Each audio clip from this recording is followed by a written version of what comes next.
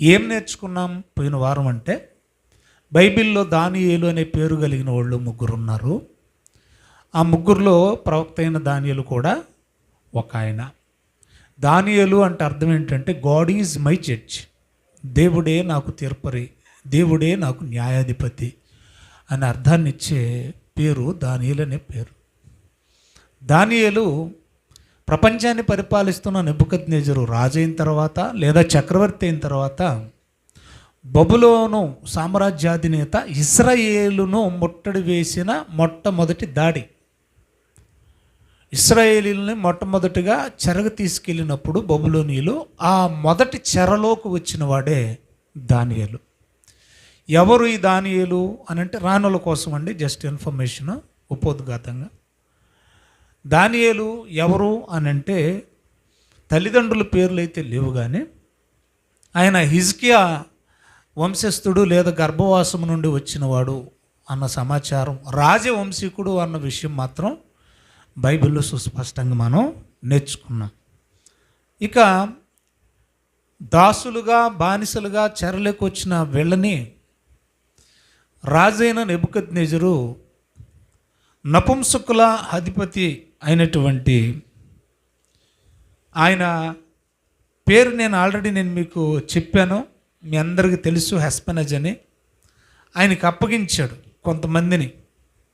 ఈ ఎవరెవరు వాళ్ళు అంటే జ్ఞానం కలిగిన వాళ్ళు, తత్వజ్ఞానం కలిగిన వాళ్ళు, సకల విద్యలను అభ్యసించిన వాళ్ళు, అందంగా ఉన్నవాళ్ళు, మంచి గుణగణాలు కలిగిన వాళ్ళని రాజ్యపాలనలో భాగంగా ఉద్యోగాలు ఇద్దామంటే ఆయన సెలెక్ట్ చేయడం జరిగింది. ఆ సెలక్షన్లో ఈ నలుగురు సెలెక్ట్ అయ్యారు: శద్రకు, మేషకు, అబేద్నెగో, దానియేలు. అప్పుడు ఈ సెలెక్ట్ అయిన వాళ్ళకి సపరేట్గా భోజన పంక్తి అనేది ఏర్పాటు చేయడం జరిగింది. దానికి వీళ్ళు ఒప్పుకోలేదు. ఎందుకు ఒప్పుకోలేదు ఆ విషయాన్ని కూడా నేను మీకు చెప్పాను. ఎందుకంటే ఇశ్రాయేలీలకు ఆహార నియమాలు ఉన్నాయి, కొన్ని తినే కొన్ని తినకూడదు. కాబట్టి ఆహారాన్ని బట్టి మా జీవితాలు అపవిత్రం చేసుకోకూడదన్న మంచి ఉద్దేశంతో సున్నితంగా తిరస్కరించారు. శాఖధాన్యాలు పుచ్చుకున్నారు. ఎలాగైతేనే అందంగా కనబడ్డారు, ఉద్యోగాలకు సెలెక్ట్ అయిపోయారు. ఇదంతా కూడా 1వ అధ్యాయంలో మనం నేర్చుకున్నాం. ఇక అందులో ప్రాముఖ్యంగా మనం నేర్చుకున్న విషయం ఏంటంటే, ఇన్ని లక్షణాలు కలిగిన దావీదు, ఇన్ని మంచి లక్షణాలు కలిగిన దావీదు ఎక్కడ కూడా గర్వించకుండా, అపవిత్రతకు తావివ్వకుండా, తుట్టిల్లకుండా, పడిపోకుండా, శీలాన్ని పోగొట్టుకోకుండా చాలా జాగ్రత్తగా దేవుని యందు భయభక్తులు కలిగి విశ్వాసంతో బ్రతికినట్టు మనం చూసాం. అది మెయిన్ పాయింట్. అలాగే ఇంకా బ్రతకడానికి జీవితకాలం ఉన్నప్పటికీ తమ సమకాలికుడైనటువంటి యెహెజ్కేలు, ప్రవక్త అయిన యెహెజ్కేలు దానియేలు గారిని ప్రారంభంలో ఎప్పుడో చనిపోయిన భక్తుల జీవితాల మయాన పెట్టేసి వాళ్ళతో పోల్చడం, వారి విశ్వాసంతో పోల్చడం అనేది చాలా గొప్ప విషయం. వాళ్ళు ఎవరనగా నోవహు, యోబు. అంటే ఇంకా రాబోవు బ్రతుకు, జరగబోయే బ్రతుకులో కూడా ఆయన ఎక్కడ కూడా తప్పు చేయడు. అంత నమ్మకం దేవునికి ఉంది కాబట్టి యెహెజ్కేలు ద్వారా ఆ ప్రవచనాన్ని, ఆ మాటని, ఆ వాక్కును ఆయన నోట ద్వారా దేవుడు చెప్పించాడు. దానియేలులో ఉన్న గొప్పదైన బుద్ధి, ఆ విశ్వాసం ఎంత గొప్పదో, జరగనే ఉన్న దినాలు ముందు ఉన్నప్పటికీ ఆ దినాల్లో కూడా పొరపాటు చేయడన్న సాక్ష్యం పొందాడంటే మన సాక్ష్యం ఎలాగుంది అని మనల్ని మనం ప్రశ్నించుకొని గత ఎపిసోడ్ ముగించాం. ఈ వారం కొనసాగింపుగా కొన్ని విషయాలు చెప్తాను, జాగ్రత్తగా ఆలోచిద్దాం. రాజైన నెబుకద్నెజరు పాలనలోకి వచ్చి 2వ ఏడు, అంటే ప్రమాణ స్వీకారం చేసి ఎన్నేయుడు 2వ సంవత్సరం.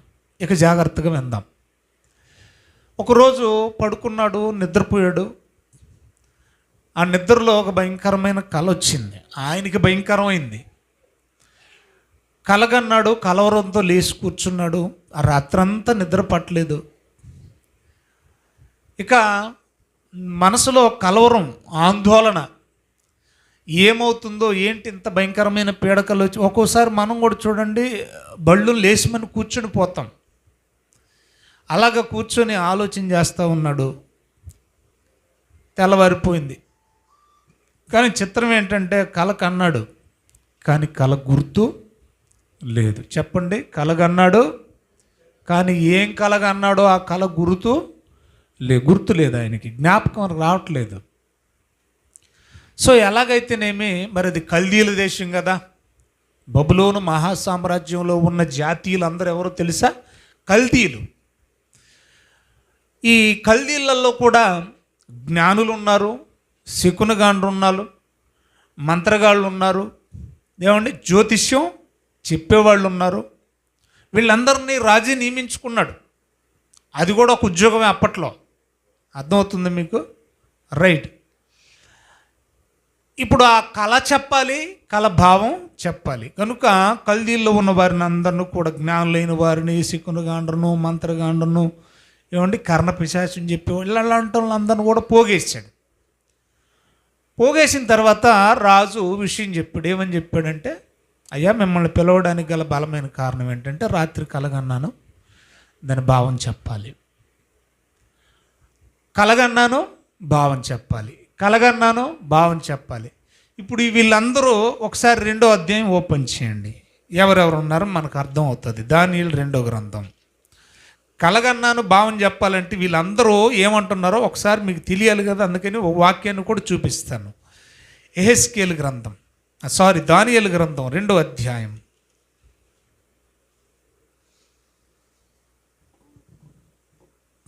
రెండవ వచనం నుండి. కాగా రాజు కలత పడగా ఆయనకు నిద్ర పట్టుకుండెను.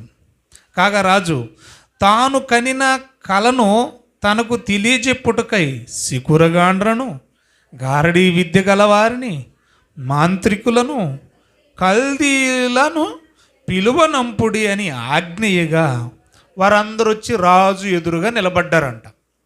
వీళ్ళందరూ వచ్చి ఎక్కడ నిలబడ్డారు? రాజు ఎదురుగా నిలబడ్డారట. అప్పుడు రాజు ఏమంటున్నాడు చూడండి.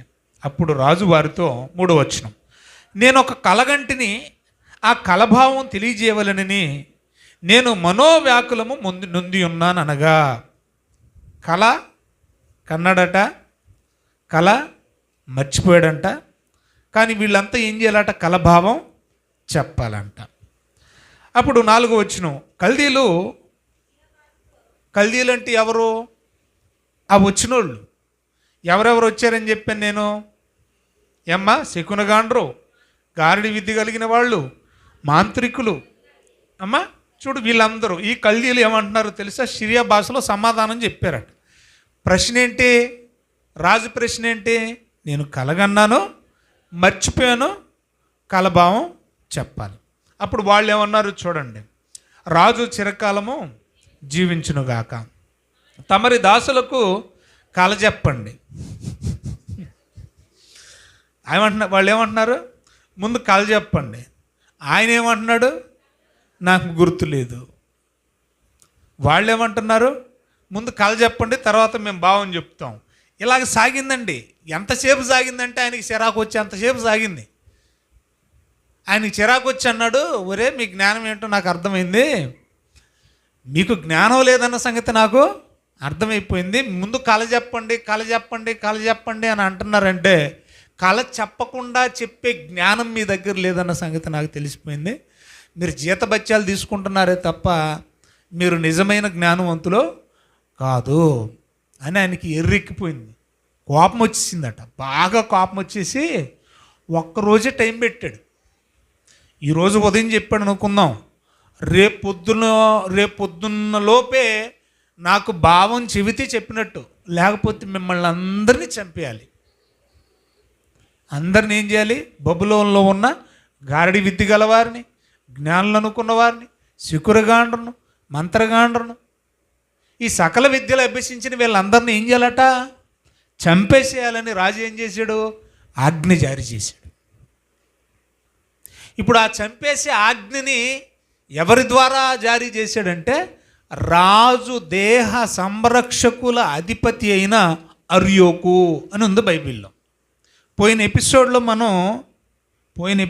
మనం నపుంసకుల అధిపతి ఆయన పేరు ఏమని చెప్పుకున్నాం మనం? నపుంసకుల అధిపతికి అప్పగించాడని చెప్పాను కదా, అస్పెనజు. ఈ ఎపిసోడ్లో అలాంటి వ్యక్తిని మరొక ఆయన్ని నేను మీ ముందుకు పెడుతున్నాను. ఆయన ఎవరంటే రాజా దేహ సంరక్షకుల అధిపతి. ఆయన పేరే అర్యోకు. ఒకసారి ఆ మాట కూడా మీరు బైబిల్లో చూడండి. 2వ అధ్యాయము తీశారమ్మా, 2వ అధ్యాయము 4వ వచనం. కల్దీయులు సిరియా భాషతో ఇట్లనిరి, రాజు చిరకాలము జీవించునుగాక. మళ్ళీ అదే మాట, కళ చెప్పండి విషయం చెప్తాం. అందుకు రాజు, నేను దాన్ని మర్చిపోయాను, కళ మర్చిపోయాను, కళ తెలిస్తే ఇంకేమి మర్చిపోయాను కాబట్టి కళను దాని భావమును మీరే చెప్పాలి. తెలియచేయని ఎడల మీరే కాదు మీ కుటుంబం అంతా కూడా నాశనం అయిపోద్ది. కళను దాని భావమును తెలియజేసిన ఎడల మీకు దానాలు బహుమానాలు ఇవన్నీ నేను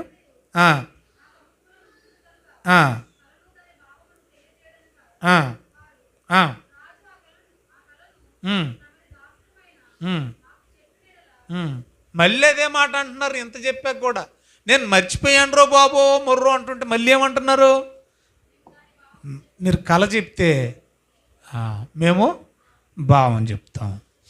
ఇంకా ఆయనకి కోపం వచ్చేసింది.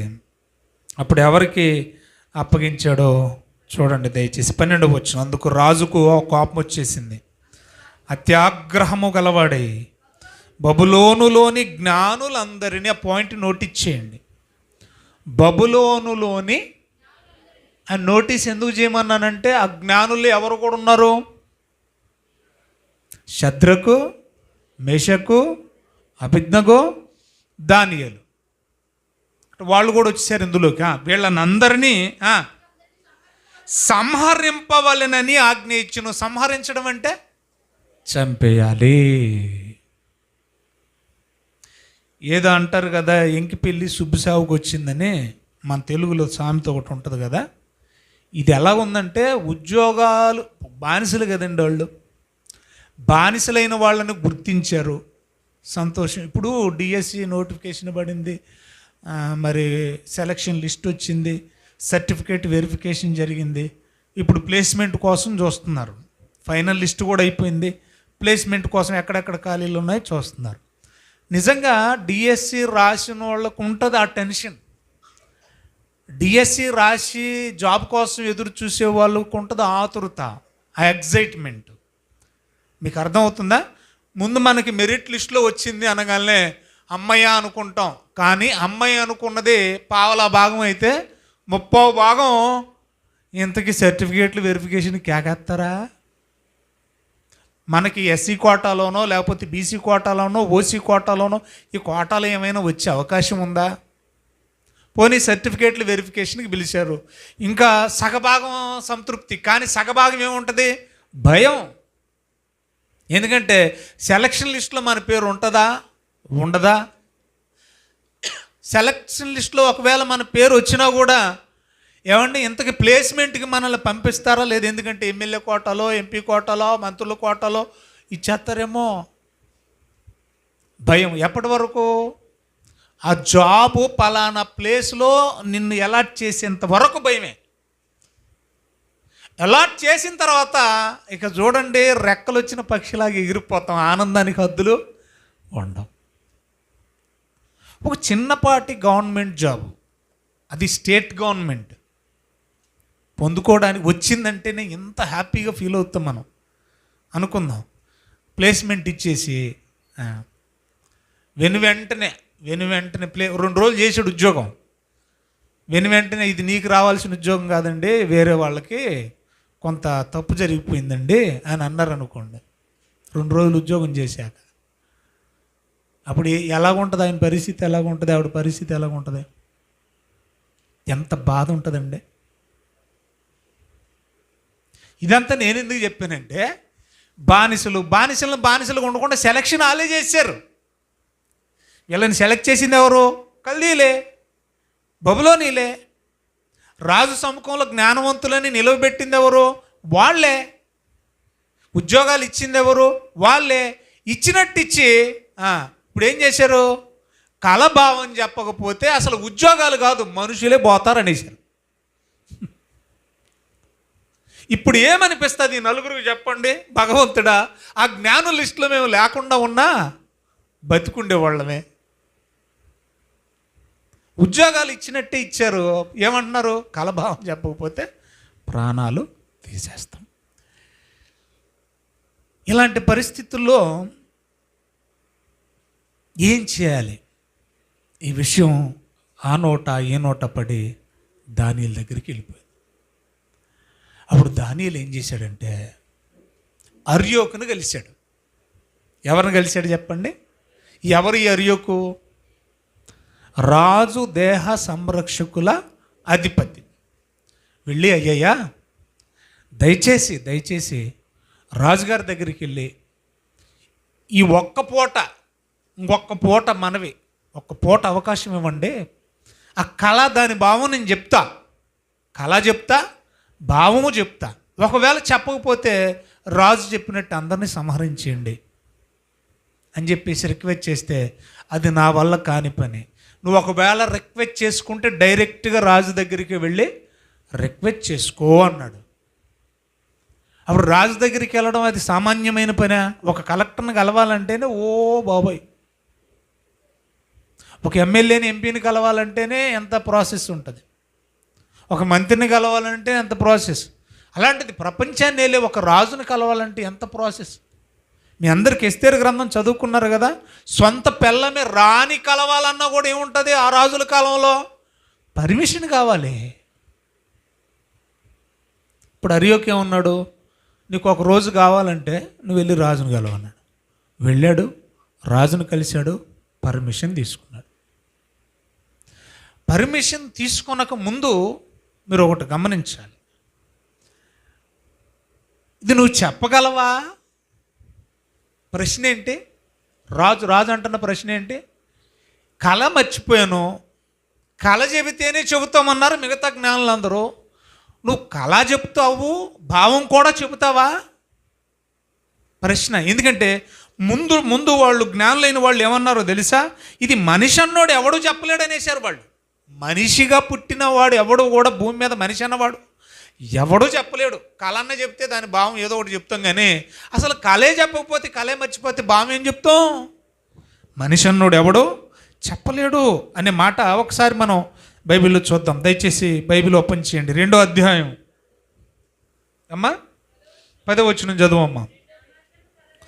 భూమి మీద ఏ మనుషుడును మీరు అడిగిన సంగతి చెప్పజాలడు. ఏమన్నారు? మనిషి అన్నవాడు ఎవడు కూడా అని అంతటితో విడిచిపెట్టల. గతంలో ఎక్కడా ఇలాంటి సందర్భం జరగలేదండి చరిత్రలో అంటున్నారు వాళ్ళు. రాజుల కాలాలు గడిచిపోయినాయి, జరిగిపోయినాయి. ఏ రాజు చరిత్రలో కూడా ఇలాంటి భయంకరమైన పరిస్థితి రాలేదు. కలకండం ఏంటి, మర్చిపోవడం ఏంటి? మర్చిపోయిన భావం ఎవడు చెప్తాడండి? అలాంటి చరిత్రలో ఎప్పుడూ జరగలేదు. మనిషి అన్నవాడు ఎవడో కూడా ఎంత జ్ఞానవంతుడైనా కూడా చెప్పలేడు అని చేతులు ఇచ్చేసారు వాళ్ళు. అందుకే ఆయనకి చిరాకు వచ్చింది, కోపం వచ్చేసింది. మరి మీరెందుకు ఉన్నారు? మీకెందుకు జీతాలు ఇచ్చేస్తున్నాం, మీకెందుకు ఉద్యోగాలు ఇచ్చాం ఇలాంటివి చెబుతారనే కదా చేతులు ఎత్తేసారు. అందుకే మనిషి అన్నవాడు ఎవరు? మళ్ళీ తర్వాత వాళ్ళే అంటారు దేవతలు తప్ప అనే పదప్రయోగం కూడా చేశారు. చూడండి వాళ్ళు, చూడండి ఆ మాట. ఎన్నో వచనం? 11వ వచనం చదవండి. రాజు విచారించిన సంగతి బహు అసాధారణమైనది. మీరు అడిగేది సాధారణమైన విషయం కాదయ్యా, ఇది ఎక్స్ట్రాడినరీ, ఇది అసాధారణమైన సంగతి, చరిత్రలో ఎప్పుడు జరగని విషయం. దేవతలు గాక మనుషులు అన్న వాళ్ళు ఎవ్వడు కూడా దీన్ని చెప్పలేడు. అందుకని రాజు దగ్గరికి వెళ్ళాడు కదా దానియేలు. అయ్యయ్యా ఒక్కరోజు అవకాశం ఇవ్వండి, నేను చెప్తాను అని అంటే, ఏంటి నువ్వు చెప్తావా? నువ్వు చెప్పగలవా? కళ చెప్పాలి, భావం చెప్పాలి, నీ వల్ల వద్దా అని ప్రశ్నించాడు. ఒకసారి ఆయన ప్రశ్నించాడు. చూడండి దయచేసి 26వ వచనం చూడండి. 26వ వచనం చూడండి దయచేసి. 25 నుంచి చదువుదామండి. కావున అర్యోకు రాజునకు భావము తెలియజెప్పగల యొక్క మనిషిని చెరపట్టబడిన యూదులలో నేను కనుగొంటిని అని రాజు సముఖమున మనవి చేసి దానియేలును త్వరగా రాజు సన్నిధికి తోడుకుని పోయిన రాజు నేను చూసిన కలయు దాని భావమును రాజు దగ్గరికి తీసుకెళ్లారండి. ఎలాగైతేనేమో దానియేలుని నిలబెట్టారండి. నిలబెట్టిన తర్వాత రాజు అడుగుతున్నాడు చూడండి. అందుకు రాజు 26 వచనం, నేను చూసిన కలయు దాని భావమును తెలియజెప్పుటకు నీకు శక్యమా అని అడిగాడు. నీ వల్ల అవుద్దా? ప్రపంచాన్ని పరిపాలించేది కదా బబులోను. ఒక దేశాన్నో ఒక రాష్ట్రాన్ని కాదు. నీకు అర్థమవుతుందా? ప్రపంచాన్ని పరిపాలిస్తుంది. దాదాపు 120 దేశాలకు పైనప్పుడు. అప్పట్లో సంస్థానాలు అనేవాళ్ళు. ఎస్తేరు కాలంలో 127 సంస్థానాలు, అంటే 127 దేశాలు అప్పట్లో సంస్థానాలు అని పిలిచేవాళ్ళు. మీకు అర్థమవుతుందా? ఇప్పుడు అధికారికంగా 190 దేశాలు, అనధికారికంగా దాదాపు 250 దేశాలు. అలాంటిది 120 సంస్థానాల్లో ఎక్కడ ఏ జ్ఞాని కూడా మనిషి అన్నవాడు ఎవడు చెప్పలేకపోయాడట. మరి నువ్వు చెప్పగలవా అని అడిగితే అప్పుడు ఏమన్నాడు చూడండి దయచేసి. అందరు బైబిల్ ఓపెన్ చేయండి, చదవమ్మ, కంటిన్యూ చేయండి. 27 వచనం. నువ్వు చెప్పగలవా అని అడుగుగా దానియేలు అన్నాడు, ఇలాగు ప్రత్యుత్తరం ఇచ్చిన ఏమని, రాజు అడిగిన ఈ మర్మము జ్ఞానులైనను గారడి విద్య గలవారైనను శకునగాండ్రైనను జ్యోతిష్కులైనను నీ దగ్గర ఉన్నోళ్ళు ఎవడో కూడా చెప్పలేడు. అలాగనే నేను చెప్తానల్లా, నా వల్లే అవుతుందనలా, నేను జ్ఞానవంతుణ్ణి అనలా. బాగా వినాలి ఈ పాయింట్. ఇప్పుడు ఈ ఎక్కువైనాయి కదా ఈ పబ్లిసిటీ స్టంట్లు. నా దగ్గరికే రండి, నా అరటికాయే తినండి, నా యాపిల్ పండే తినండి కదా. ఈ చెప్పే సాక్ష్యాలు చెప్పేవాళ్ళు కూడా అలాగే చెప్తున్నారు. డాడీ దగ్గరికి వెళ్ళాక నా పిల్లలు పుట్టారు, మమ్మీ దగ్గరికి వెళ్ళాక నా బిడ్డలు పుట్టారని. దేవుడి దగ్గరికి వచ్చాక దేవుడు ఇచ్చాడు అంటలేదు ఎవరో. మహిమ అట్టిగాయకి వెళ్ళిపోతుంది, మహిమ డాడీకి వెళ్ళిపోతుంది. ఇక్కడ నిజంగా జ్ఞానవంతుడైనా కూడా ఇది నా వల్లే అవుద్ది, వీళ్ళ వల్ల ఎవరి వల్ల కాదు అని ఇక్కడ ఆయన పబ్లిసిటీ చేసుకోవట్లేదు. నేను చెప్తా, ఎలా చెప్పగలను నేనంటే అది నా వల్ల ఏది కాదు. అద్భుతమైన మాట చూడండి దయచేసి. అయితే మర్మములను బయలుపరచగల దేవుడొక్కడు పరలోకమందున్నాడు. దేవునికి మహిమ కలుగునుగాక. మర్మాలను తెలియజేసే దేవుడు పరలోకమందున్నాడు ఒక ఆయన. అయితే ఏంటట, అంత్యదినముల యందు కలుగబోవు దానిని ఆయన రాజుకు నెబుకద్నెజరునకు తెలియచేసెను. ఆల్మోస్ట్ ఏం చెప్పేశాడు? మరిచిపోయిన కలభావాన్ని ఒక్క మాటలో కొట్టేశాడు. నాకు తెలిసిందని చెప్పట్లా, మరి ఎవరికి తెలిసి విషయం అంటే దేవుడికి తెలుసు. ఆయన నాకు చెప్పాడు. బాగా వినాలి. దేవుడికి తెలుసు ఆ కళ, మర్చిపోయిన కళ నాకు తెలియదు. మరి నీకెవరు చెప్పారంటే పరలోకమందున్న దేవుడే నాకు. ఎప్పుడు చెప్పాడు? మొన్న రాత్రి చెప్పాడండి. మొన్న నైటేనా? అవునండి. ఏం చేశారో తెలుసా? తెల్లారేసరికి మెడకాయ మీద తలకాయలు ఉండవని చెప్పేసరికి తన స్నేహితులైన 3 కూడా వెంట పెట్టుకొని రాత్రంతా ప్రార్థనే ప్రార్థనే ప్రార్థనే ప్రార్థనే. చూడండి ఎలా ప్రార్థన చేశారు. 17వ వచనం. అప్పుడు దానియేలు తన ఇంటికి పోయి తన స్నేహితులైన హనన్యాకును మిషాయేలుకును అజర్యాకు చెప్పారు ఈ సంగతి. ఏమని? ఊరినైనా రేపు పొద్దున మనల్ని చంపేస్తారంట అని చెప్పినప్పుడు తాము తమ స్నేహితులు బబులోనులో తక్కిన జ్ఞానులతో కూడా నశింపకుండానట్లు, వీళ్ళు బతకడం కోసమే కాదట, మిగతా జ్ఞానులు కూడా చచ్చిపోవడానికి వీలు లేదు. అంటే జ్ఞానులుగా పిలువబడే వాళ్ళు శకునగాండ్రు, మంత్రగాండ్రు, సోదిగాండ్రు, జ్యోతిష్కులు, వీళ్ళు కూడా చచ్చిపోవడానికి వీలు లేదు. అందరూ బతకాలి అని వీళ్ళు ఏం చేశారంటే ఆ నశింపకుండునట్లు ఆ కళ యొక్క మర్మ విషయంలో పరలోకమందున్న దేవుని వలన కటాక్షము పొందు నిమిత్తమై ఆయనను వేడుకొనుడని వారిని హెచ్చరించును. అంతటా రాత్రంతా ప్రార్థనే, రాత్రి యందు దర్శనము చేత ఆ మర్మాన్ని దేవుడు దానియేలుకు మాత్రమే బయలుపరిచింది. నేను యాడ్ చేశా, ఏమని? దానియేలుకు మాత్రమే బయలుపరిచాడు, ఇంకెవ్వరికి బయలుపరచలే. అందుకే నన్ను ధైర్యంగా తీసుకెళ్ళండి. మర్చిపోయిన కళ చెబుతాను, కళ భావాన్ని చెబుతాను. అయితే అది నా పండు వల్ల కాదు, నా కాయ వల్ల కాదు, నా బుర్రకాయ వల్ల కాదు. మరి ఎలా తెలిసింది నీకంటే, మర్మములను బయలుపరిచే దేవుడు పరలోకమందున్నాడు, ఆయన చెప్తేనే నాకు తెలిసింది. నాకే ఎందుకు చెప్పాడంటే ఇంతమంది ఉంటే ప్రపంచంలో నాకే ఎందుకు చెప్పాడంటే అది మీరు ఆఖరి దాకా వెయిట్ చేయాలి. అర్థమైందా?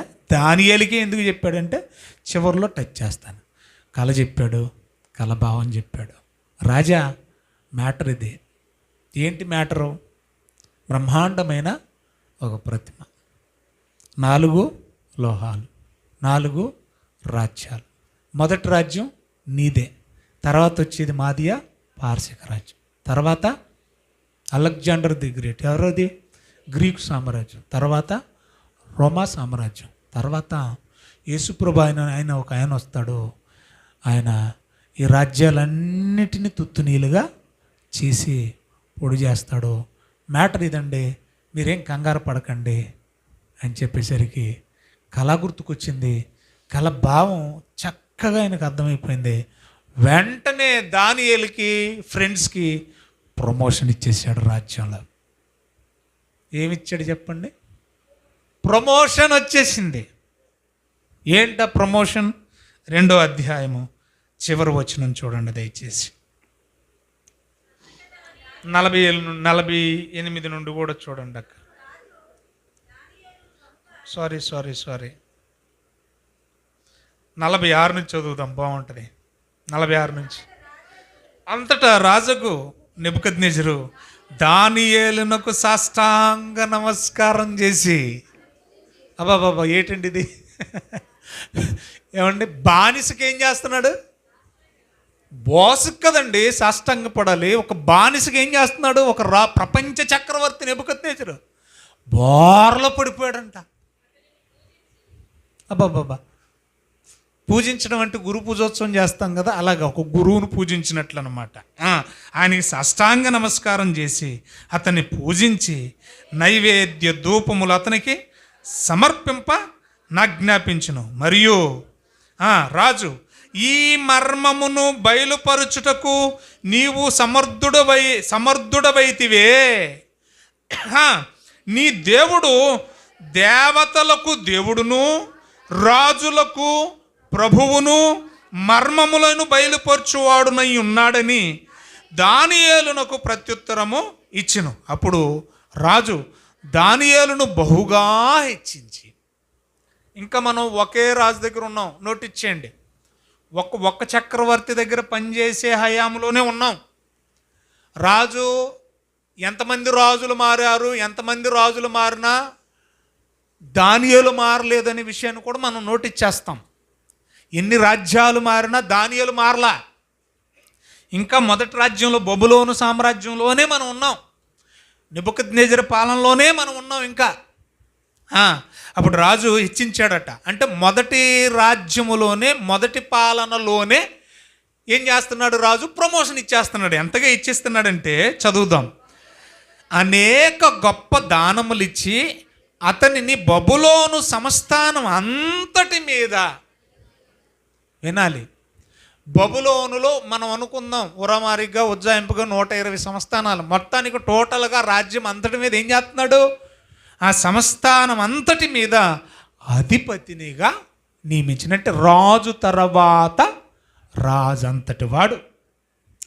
అంతటి తవలేదు. బబులోను జ్ఞానులందరిలో ప్రధానునిగా నియమించును. ఇంకేం చేశాడు? 49 అంతటా దానియేలు రాజునొద్ద మనవి చేసుకొనగా రాజు, అంటే మరి ఫ్రెండ్స్ కదా, వాళ్ళ కోసం రికమెండ్ చేశాడు.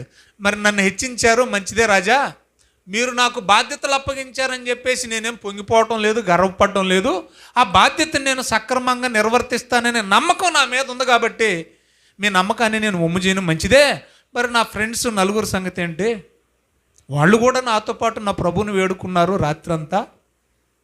సో నీవు నెమ్మది పొందడానికి కారణం దేవుడైతే, ప్రార్థనలు మావైతే ఆ ప్రార్థనలో వాళ్ళు కూడా ఉన్నారు కదా అని వాళ్ళ గురించి రికమెండ్ చేశాడు, మనవి చేశాడట.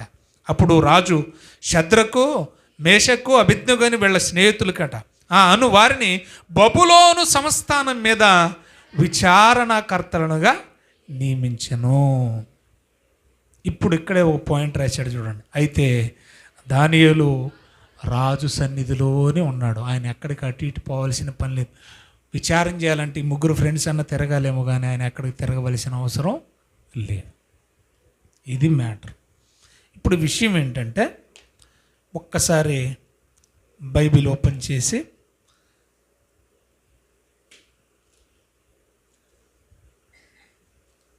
ఎన్నో 1వ అధ్యాయం చివరి వచనం,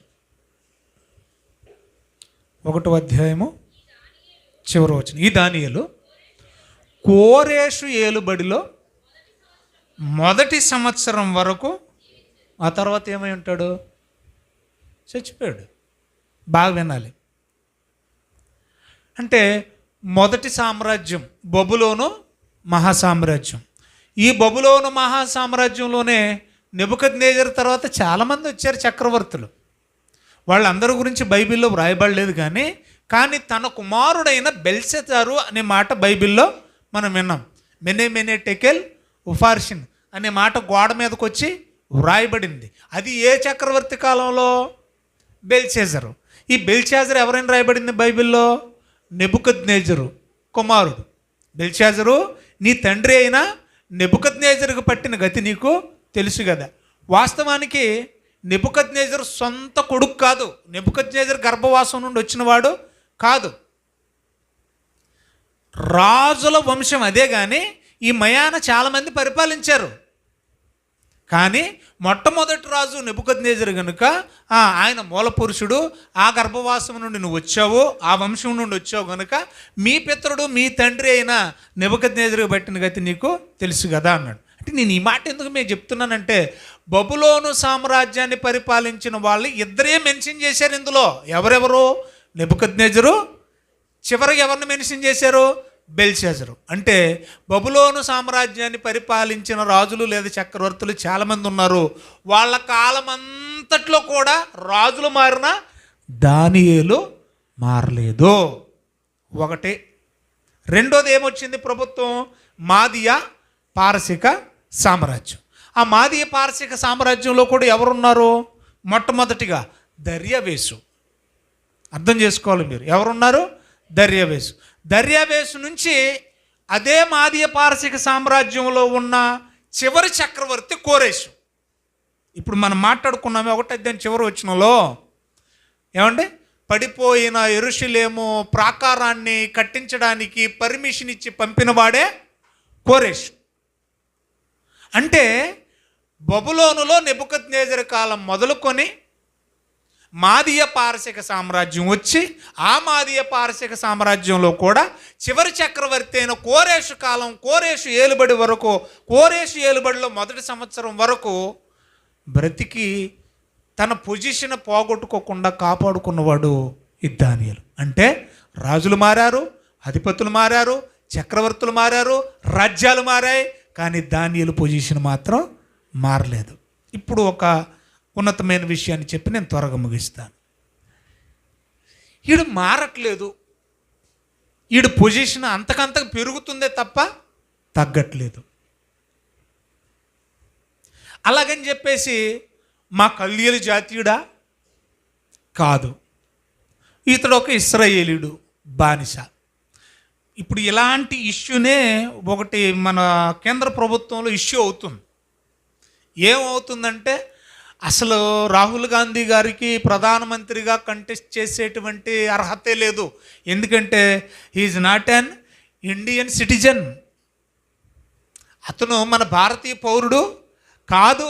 కనుక అతనికి అసలు మన దేశంలో ప్రధానమంత్రిగా పొలిటికల్గా ఆయన ఏది చేపట్టడానికి కూడా ఆయనకి హక్కు లేదు. మన జాతీయుడు కాదు, మన పౌరుడు కాదు, ఇలాంటివన్నమాట. ఎందుకంటే మొత్తానికి కాంగ్రెస్ ప్రభుత్వాన్ని రాకుండా చేయాలి అన్న ఉద్దేశం. కుట్రలు కుతంత్రాలు అంటారు కదా, రాజకీయ ఎత్తుగడలు అంటారు వీటిని.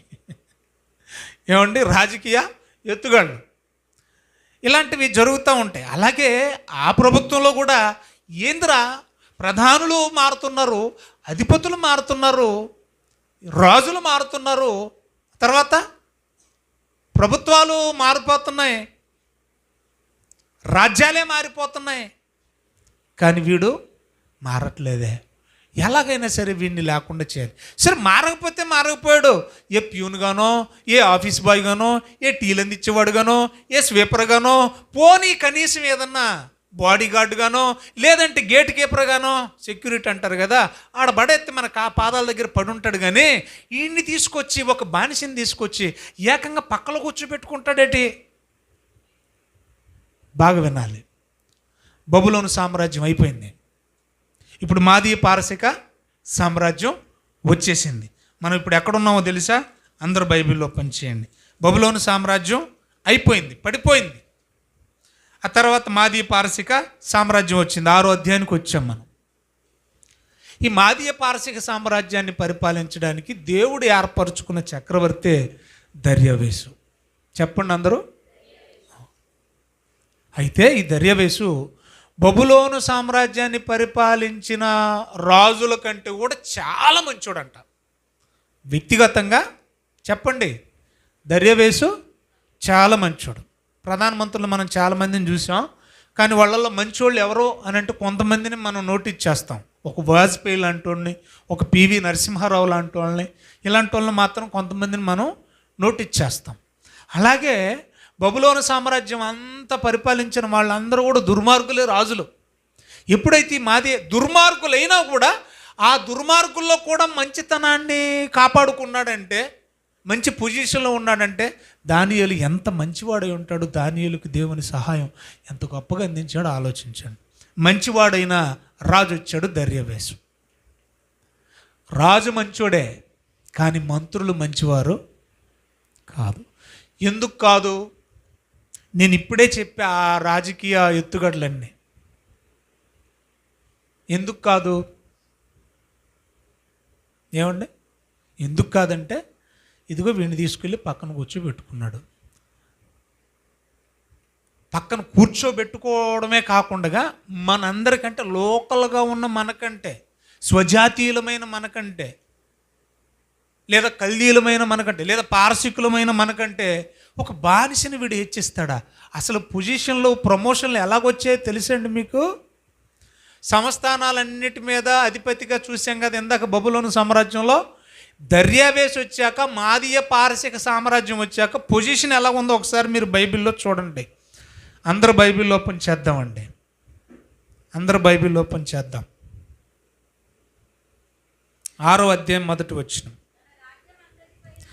తన రాజ్యం అంతటి పైన అధిపతులుగా ఉండుటకై, అంటే ఎన్ని సంస్థానాలు అనుకుందాం?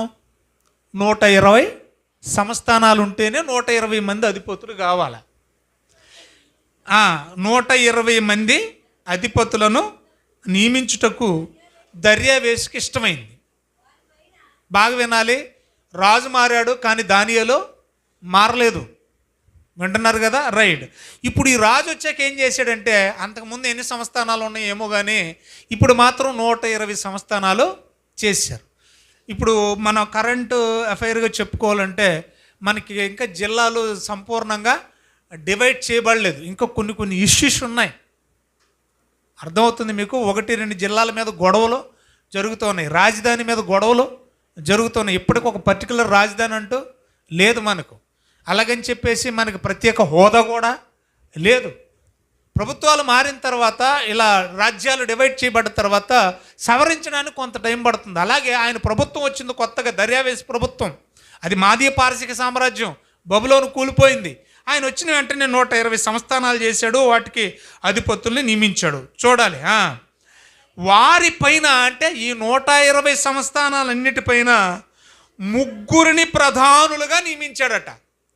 అంటే ఈ 120 సంస్థానాల మీద ఆధిపత్యం చేసేవాళ్ళు ఎవరు? 3. ఆ 3 ఎవరనగా, ఆ 3లో కూడా దానియేలు ముఖ్యుడు. అర్థమవుతుంది మీకు?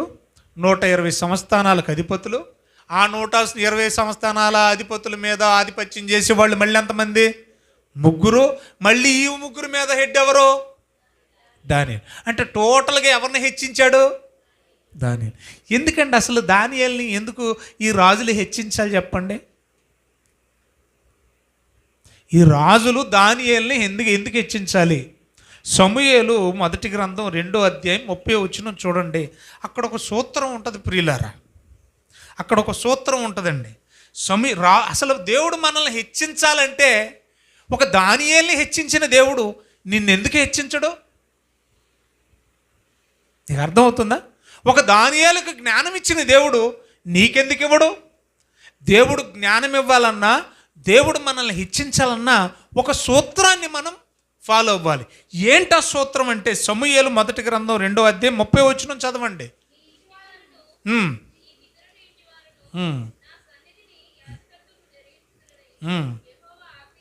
అవును,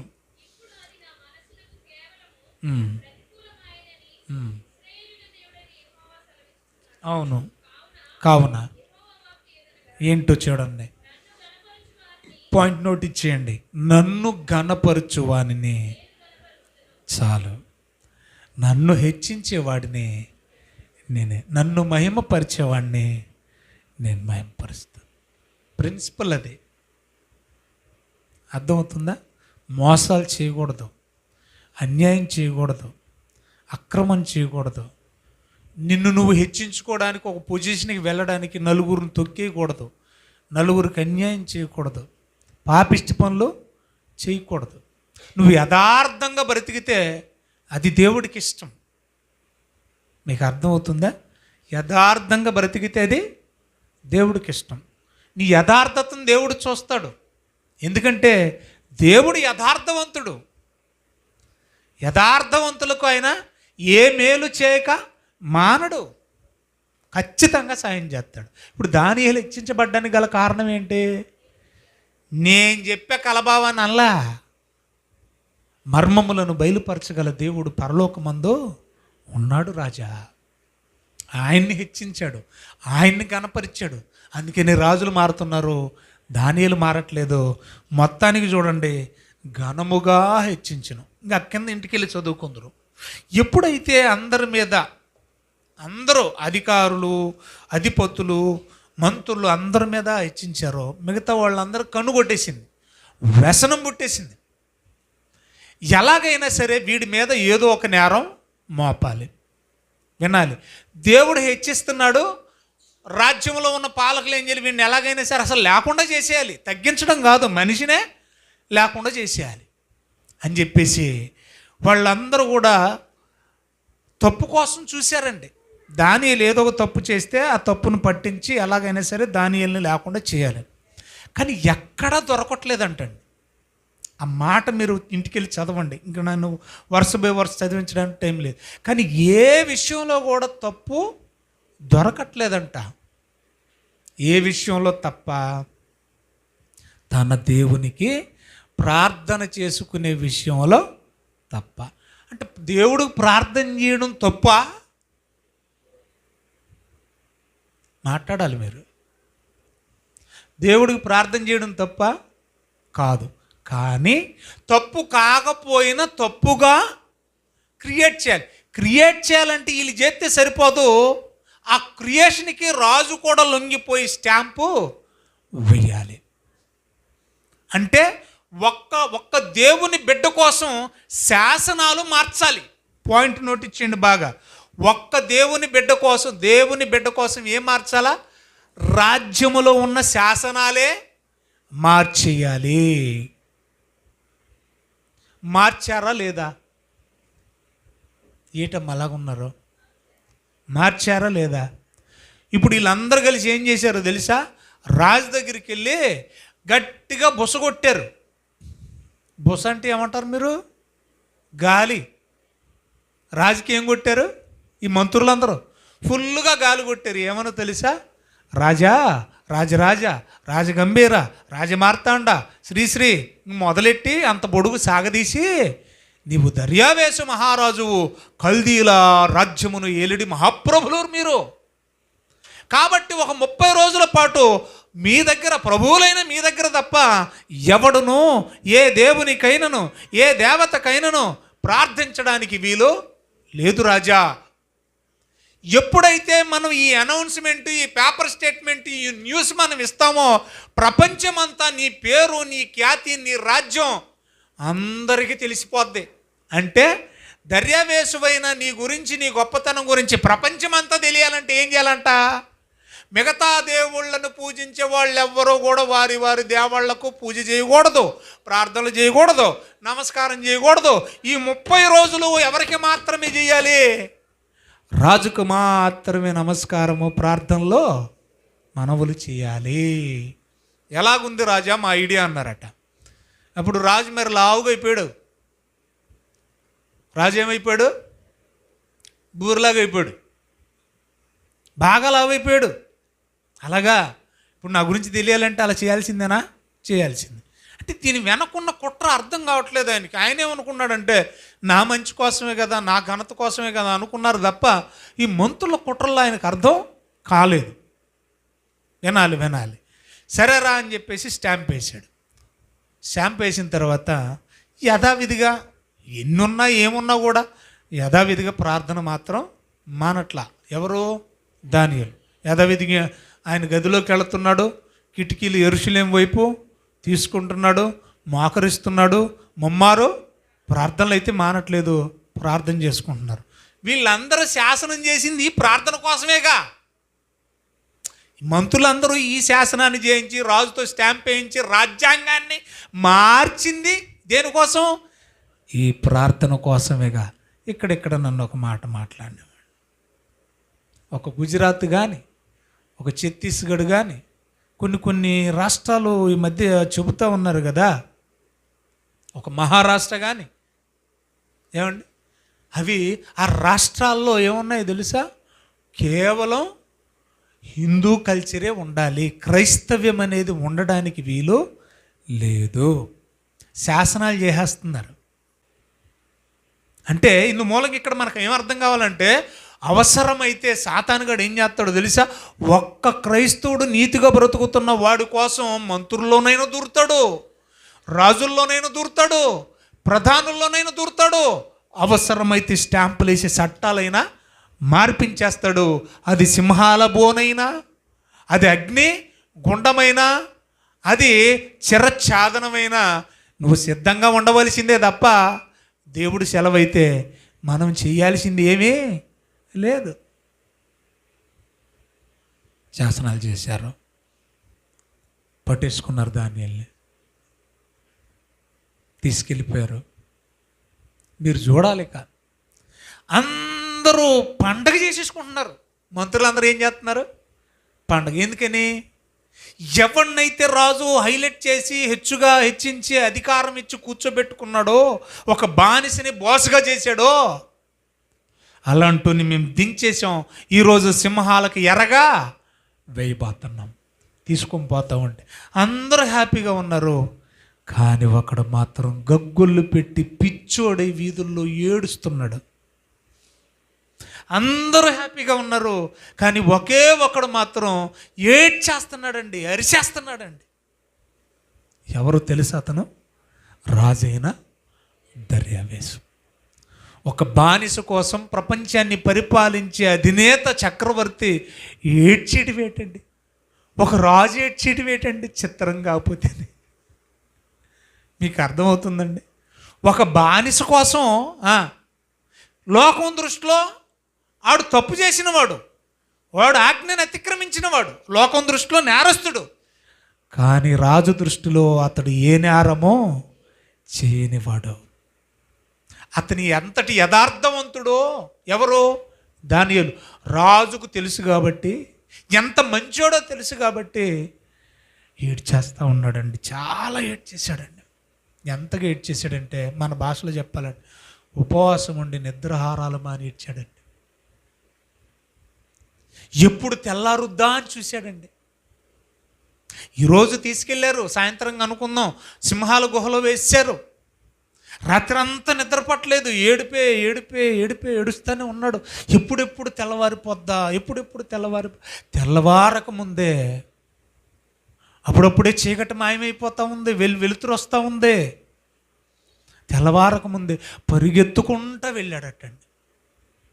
రాజు కోసం ఏడవటం ఏంటండి బాబు? రాజు ఒక బానిస కోసం ఏడవటం ఏంటండి బాబు?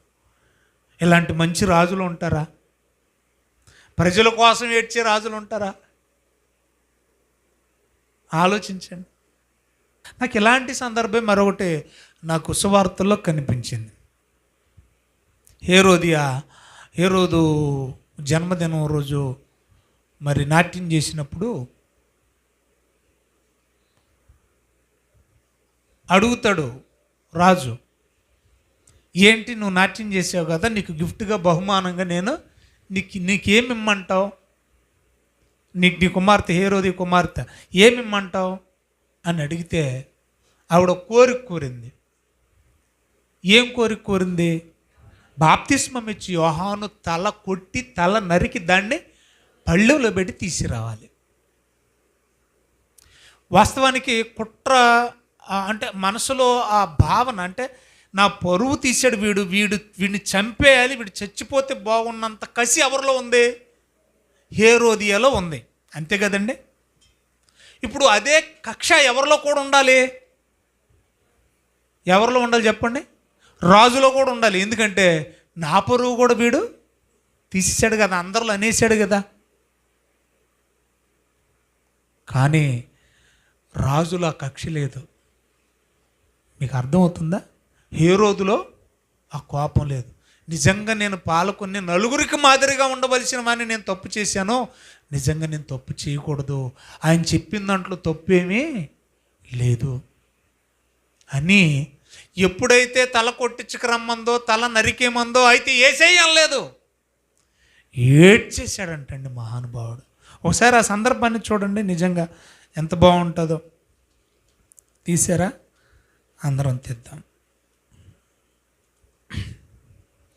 మార్కు సువార్త 6వ అధ్యాయం.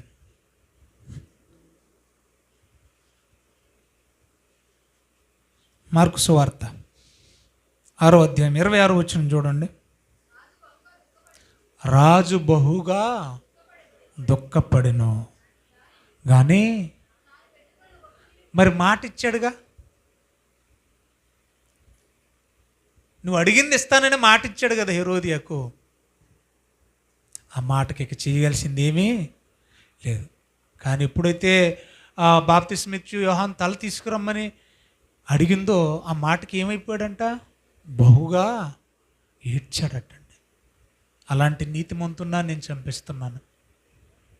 అలాగే ఇక్కడ కూడా దర్యావేసి ఏం చేస్తున్నాడు తెలుసా?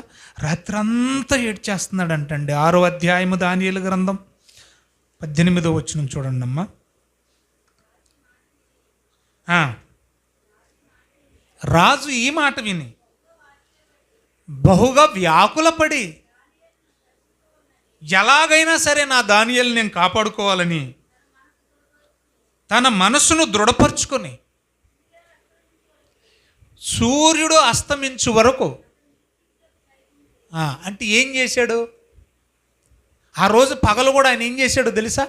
ఎలాగైనా ఏమైనా లింకులు ఉన్నాయేమో, గతంలో చరిత్రలో ఇలాంటి శిక్ష పడ్డప్పుడు ఏమైనా విడిపించేటువంటి వెసులుబాటు ఉన్న చట్టాలు ఉన్నాయేమో అని చాలా ప్రయత్నాలు చేశాడంట విడిపించడానికి. ఎవరు? రాజు ఒక్కడే. మిగతా వాళ్ళందరూ మాత్రం చంపేయడానికి పూనుకున్నారు. అలా ట్రై చేశాడంట. కానీ సాయంత్రం అయిపోయినా కూడా పని అవ్వలేదు. ఏం చేశారు? తీసుకెళ్ళి సింహాల గుహలో వేశారు. ఇంకప్పుడు రాజు ఏం చేస్తున్నాడు? కంటిన్యూ చేయండి అమ్మా. నగరకు వెళ్ళి ఆ రాత్రంతయు ఉపవాసం ఉండి నాట్య వాయిద్యములను జరుగనీయలేదు. అసలు అతనికి నిద్రే పట్టలేదు. తెల్లవారుజామున రాజు వేగిరమే లేచి సింహాల దగ్గరకు త్వరగా వచ్చాడు. గుహ దగ్గరకు రాగానే ఏడుపు ఇంకా ఆగట్లేదంట. ఆ ఏడుపు స్వరంతోనే దానియేలుని పిలిచాడంట. జీవము గల దేవుని సేవకుడు అయినా అబ్బా, ఇది ఒక్క ట్యాగ్ చాలండి. అర్థమవుతుందా? జీవము గల దేవుని సేవకుడిని ఒక అన్యరాజు గుర్తించాడు దేవుని సేవకుణ్ణి. ఈరోజు పాస్టర్లు ఎవడు పాస్టరో, ఎవడు బ్రోకరో, ఎవడు మాయిగాడో, ఎవడు ఎలాంటోడో తెలుస్తలేదు. అర్థమవుతుందండి?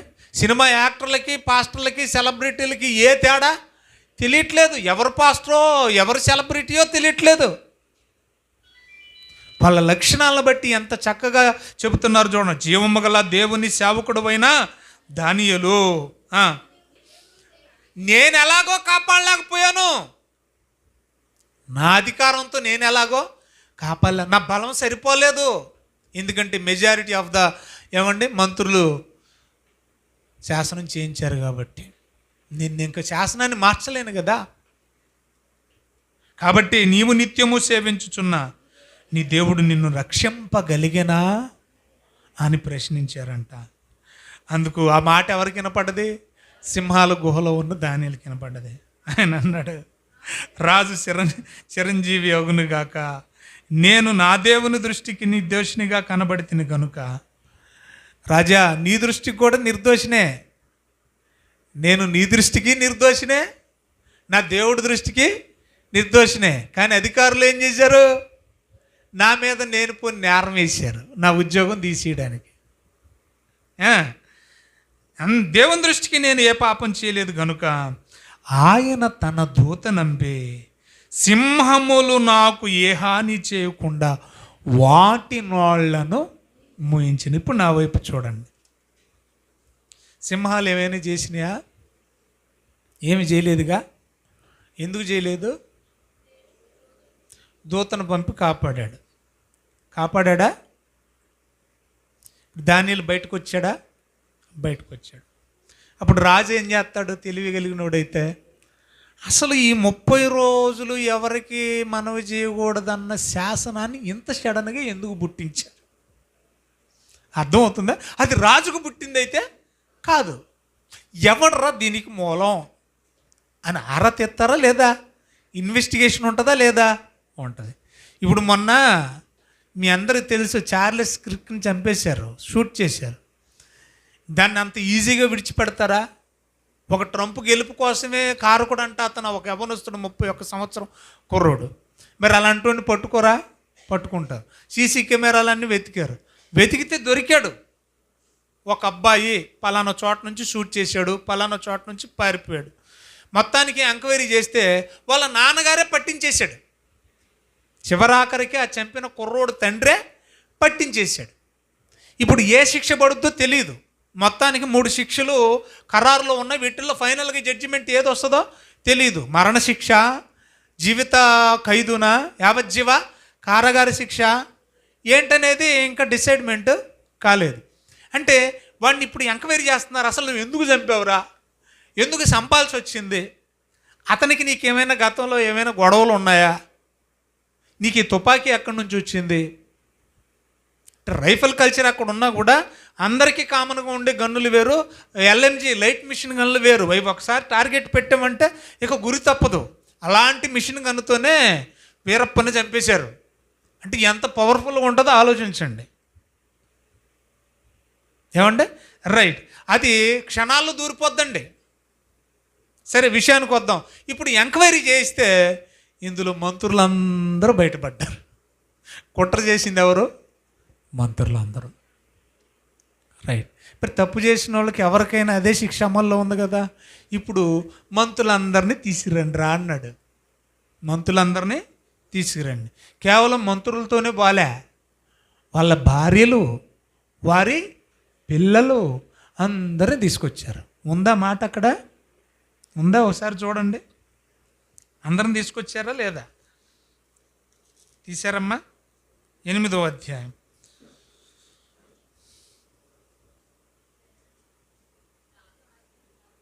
18వ వచనం.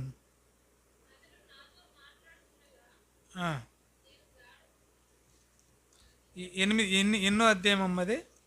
6వ అధ్యాయము. 6వ అధ్యాయం రాజాజ్ఞ వచనం చెప్పమ్మా. 24 అమ్మా. దానియేలు మీద నింద మోపిన ఆ మనుషులు. ఇదంటే అయితే ఇదేంటిది? శాసనం నింద కాదా? శాసనం ఇది నిందించడానికేనా, చంపడానికేనా, కుట్రేనా? కుట్రే. అర్థమవుతుంది మీకు? చదవండి. ఆ మనుషులను వారు తోడుకుని వచ్చి సింహాల గుహలో పడదోసిరి. వారిని, వారి కుమారులను, వారి పాపం వాళ్ళు ఏం చేశారండి? శత్రుశేషం అంటారు చూసారా? అది ఉండకూడదని మొత్తానికి పడింది శిక్ష. దేవుని పిల్లల జోలికి రాకుండా జాగ్రత్త. దేవుని బిడ్డల జోలికి వస్తే నా బిడ్డలను ముట్టినవాడు దేవుని కన్నిగుడ్డును టచ్ చేసినట్టే. జాగ్రత్త. అధికారం ఉండొచ్చు, పదవి ఉండొచ్చు, అహం ఉండొచ్చు, డబ్బు ఉండొచ్చు, కానీ అన్యాయంగా ఒకరి మీద నిందేసేసి వాళ్ళని ఇబ్బంది పెడితే దేవుడైతే ఊరుకోడు. మనం యథార్థంగా ఉన్నంతకాలం మనం ఎవరికి భయపడవలసిన అవసరం లేదు. కాబట్టి ఈ మాటలు నేను ఎందుకు చెప్తున్నానంటే, బైబిల్లో ఎవరైతే నింద మోపారో అందరం తీసుకొచ్చి ఏం చేశారు? సింహాల గుహలో, బోన్లో పడేశారు. మొత్తానికి ఏమైంది? మొత్తానికి ఏమైపోయింది? పొడుమైంది. ఏం పొడుమైంది? ఎముకలతో సహా ఏం చేసినాయి అంటే అవి పొడుని చేసేసాడు. ఇంత గొప్పదైన భక్తి. సింహాలు కూడా ఏమీ చేయలేకపోయినాయి. సింహాలు కూడా నోళ్ళు మూసేసాయంటే కారణం ఏంటి? అసలు మన టాపిక్ ఏంటి? ఆ విశ్వాసం నీకుందా, నాకుందా, మనకుందా? ఏ విశ్వాసం? దానియేలుకున్న ఏంటి? దానియేలుకున్న విశ్వాసం. మిగతా వాళ్ళని బోన్లో ఎత్తేనేమో పొడుని చేసాయంట, దానియేలును బోన్లో వేస్తేనేమో నోరు మూసుకున్నాయంట. ఇప్పుడు దానియేలు ఉన్న గుహలో ఉన్న సింహాలు దానియేలు ఉన్నంతసేపు నోరు మూసుకున్నాయంటే కారణం ఏంటి? హెబ్రీలకు రాసిన పత్రిక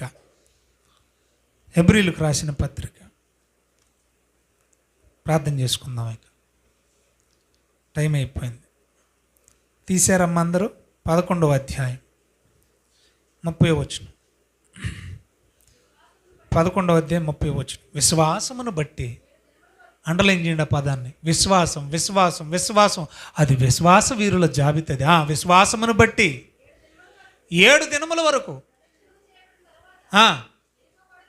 ఎస్, విశ్వాసమును బట్టి రహాబని వేశా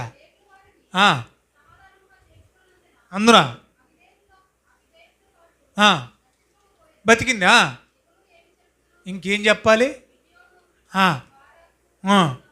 సంసోను, యెఫ్తా, దావీదు, సమూయేలు, వారిని గురించి, ప్రవక్తను గురించి.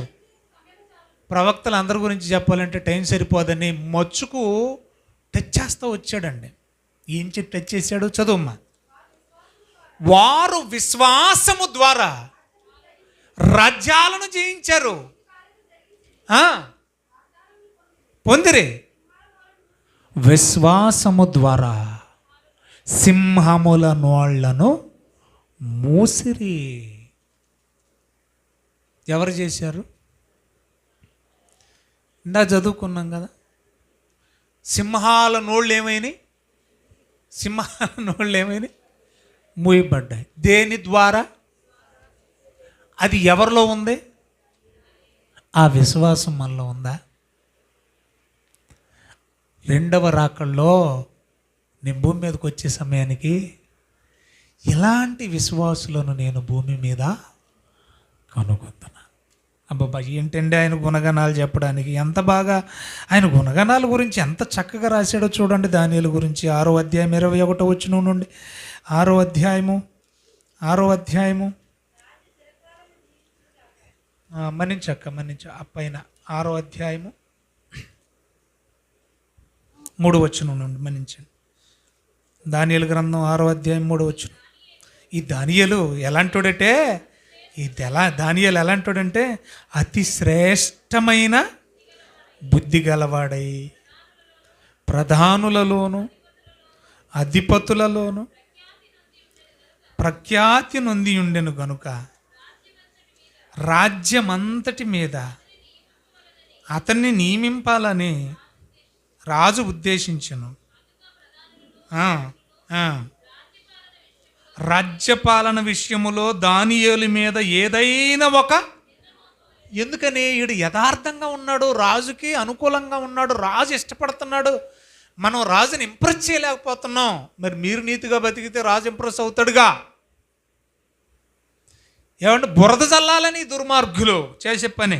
ఇలా హేతు కనిపెడతా ఉంటే ఇంకా నమ్మకస్తుడుగా ఉన్నాడంట. ఆ పదం చూడండి, నాకు చాలా బాగా నచ్చిందండి ఈ పదం. ఏమన్నాడు చూడండి, దానియేలు నమ్మకస్తుడై ఏ నేరమైనను ఏ తప్పైనను చేయువాడు కాడు గనుక. అదేంటండి చేయువాడు కాడు, ఏ టెన్స్ ఇది? ఏ నేరమైనను ఏ తప్పైనను చేయువాడు కాడు. ఎప్పుడు కాడు? ఎప్పటికీ కాడు. అందుకేనండి యెహెజ్కేలు గారు పెట్టాడు, ఒక నోవహును దానియేలును యోబును ఆ పట్టణములో ఉండి ఆ పట్టణాన్ని కాపాడమని అడిగితే పట్టణాన్నైనా నాశనం చేస్తాను కానీ వీళ్ళని కాపాడుకుంటానన్నాడు. ఎందుకు వాళ్ళతో పోల్చాడంటే భవిష్యత్తులో కూడా ఇతను నమ్మకంగానే ఉంటాడు, నీతిగానే ఉంటాడు, విశ్వాసంతోనే ఉంటాడు, యథార్థంగానే ఉంటాడు. ఏమండి సుబుద్ధి గలవాడే ఉంటాడు తప్ప, అతి శ్రేష్టమైన బుద్ధి గలవాడే ఉంటాడు తప్ప మారడు. దానియేలు నమ్మకస్తుడై ఏ నేరమైనను ఏ తప్పైనను చెయ్యడు గనుక దానియేలులో ఏ లోపమైనను కనుగొనలేకపోయిరే. ఆ విశ్వాసం మనకుందా? ఒక్కసారి మనల్ని మనం ఆత్మవిమర్శ చేసుకుందాం. వస్తాయి శ్రమలు, వస్తాయి ఇరుకులు, వస్తాయి ఇబ్బందులు, వస్తాయి కత్తులు, వస్తాయి గొడ్డళ్ళు కూడా వస్తాయి. అందుకని అన్నాడు, నేను భూమి మీద రెండో రాకళ్ళు వచ్చినప్పుడు ఆ రకమైన విశ్వాసులు నేను కనుగొందను. దేవుడు మిమ్మల్ని మీ కుటుంబాలను దీవించునుగా.